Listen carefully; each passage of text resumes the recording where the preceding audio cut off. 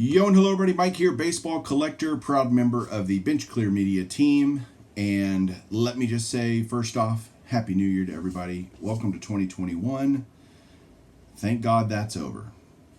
Let's see if this is any better. This year is going to be better than last year. Certainly, it can't be much worse.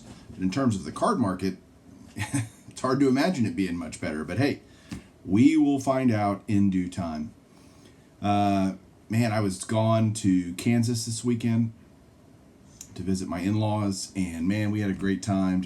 I've been so out of touch. I've been watching just a couple of videos here and there when I'm falling asleep at night, but I haven't been watching a ton. I've got so many videos to catch up on, so many guys that are doing year-end recaps and all sorts of great stuff, top cards and blah, blah, blah. And it's all awesome. I've just got probably like 10 or 12 hours of YouTube screen time to catch up on. And I'm so far behind on comments. And so I apologize for that. Just regular life gets in the way, and that happens sometimes.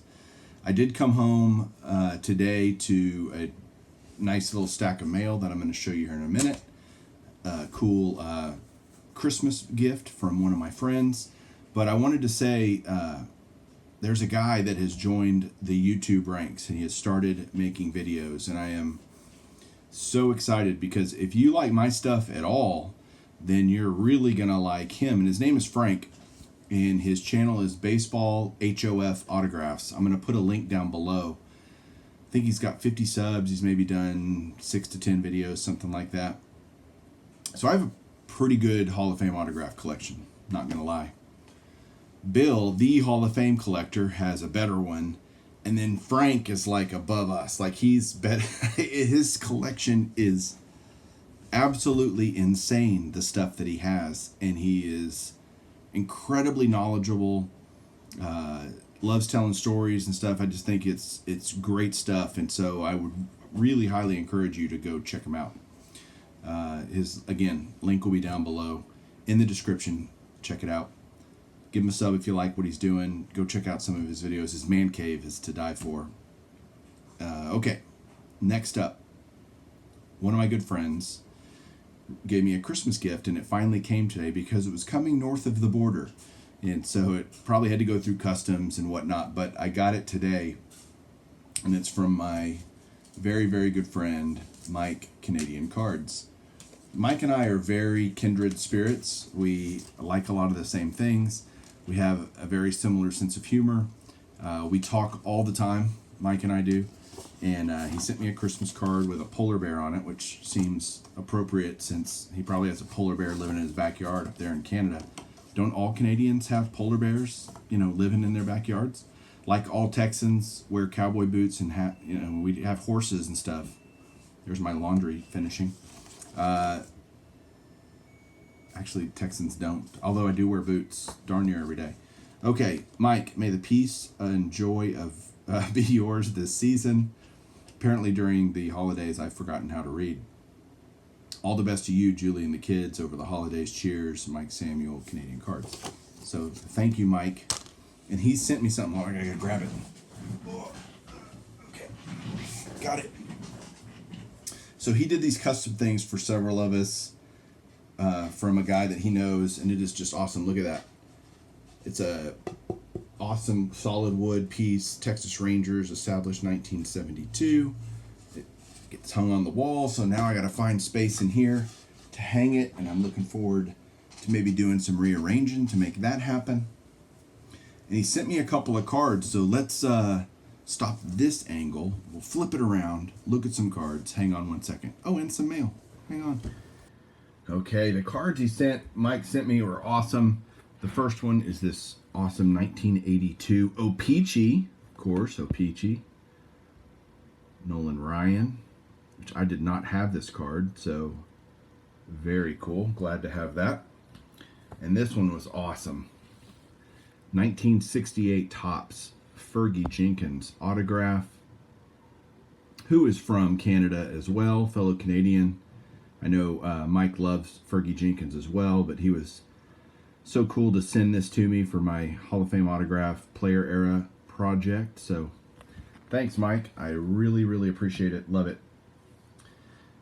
we've all had problems with the mail, right? I mean, getting cards taking forever, yada yada, stuff going all over the place. Well, I got one today that was really kind of gut punch, kind of pissed me off. And it's because I got a bubble mailer from a guy. And so I'm not blaming the seller because he didn't, I think he packaged it fine. It just looks like it literally got run over by a postal truck or something, because here's how I'm not going to show you the package because it looks similar to this, but that's never good. That's not what you want your card to look like when it comes in a card saver. So that was like, oh no. And then here's the card bent. And what sucks is it's this awesome 2020 Topps Brooklyn Collection Pudge Rodriguez autograph. And so I'll pull it out of the sleeve here. And maybe the light can show, if I get the light right. So you can see the wrinkles in the card right kind of at his waist there. And then down at the bottom, see those, oh, look at that. Oh, right by his name there. And then up over here. And it really sucks because I really, oh, look at that. Oh man, it's even worse than me looking at it before. I'm seeing more and more stuff that's wrong with the card.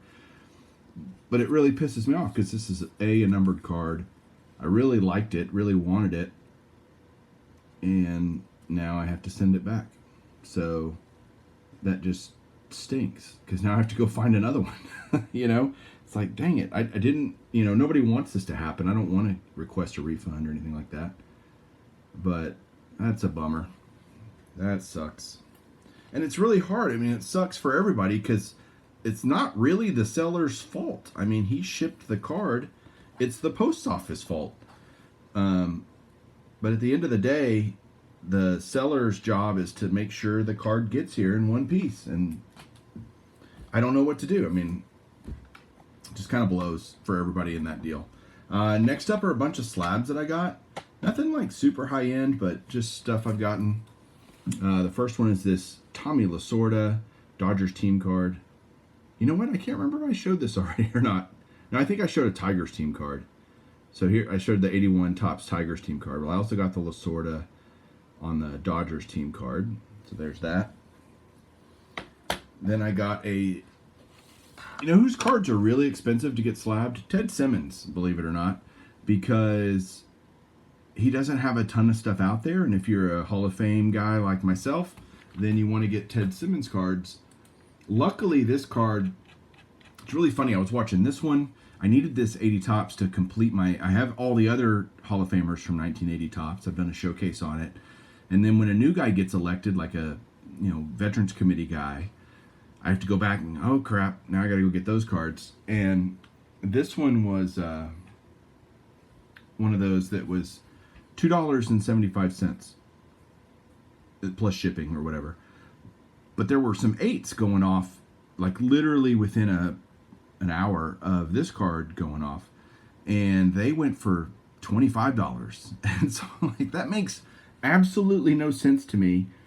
And there were 2 of them, and they both went for around the same price. So it wasn't an anomaly necessarily. 2 people actually were willing to pay that for an 8, and I got the 7 for $2.75. So a 10x difference between a 7 and an 8. I'm sorry, I'm just gonna get the 7 for 2. I mean, it's just silly to me. But that's how it's been working in the card market these days. And then I'm also getting a lot of these kind of grades. Like here's a 6 on a 73 Topps card. The boyhood photos of the stars. Look at Jim Catfish Hunter with his dogs there.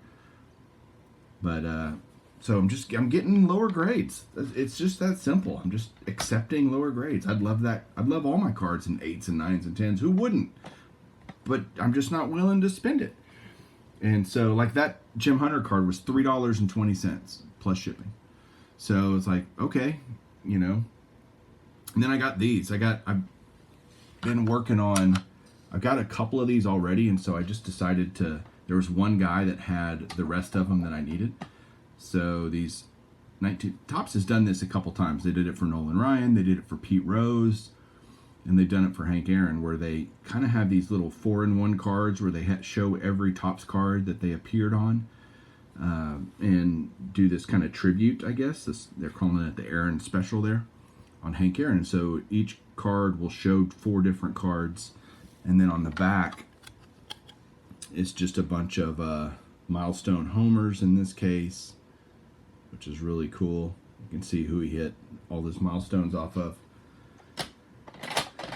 This one is just 62 through 65 Topps on this one, and this is only a 4. I mean, that card is severely miscut, but I just want the card in my collection, and I want it in a slab. So I'm just trying to get stuff taken care of, you know, because the grade, again, I'd love big grades on all these cards, but not so much that I'm willing to pay that much money. Here's 58 to 61, which is very cool. What's cool about these is Hank Aaron was still playing, so that makes it even cooler. These are really playing day era Hank Aaron's, I guess. And then I needed this one, number 2, which is probably the most expensive one in the subset, because it's got his rookie card, 55, 56, 57 Topps there. So there you go. That is it for everything in the mail today. I have already made one purchase in 2021, and it's a big one. Like, I got a really big boy card that is hopefully going to come in the mail later this week. It'll come pretty quick, because I think the guy's sending it priority.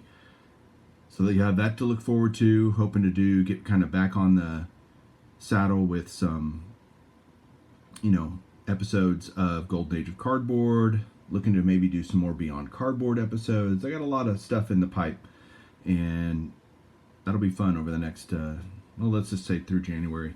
I've got a lot of ideas that I want to run by and do. So there you go, guys. Thanks for watching tonight. Hope everybody has a good one. Talk to you soon. Keep collecting.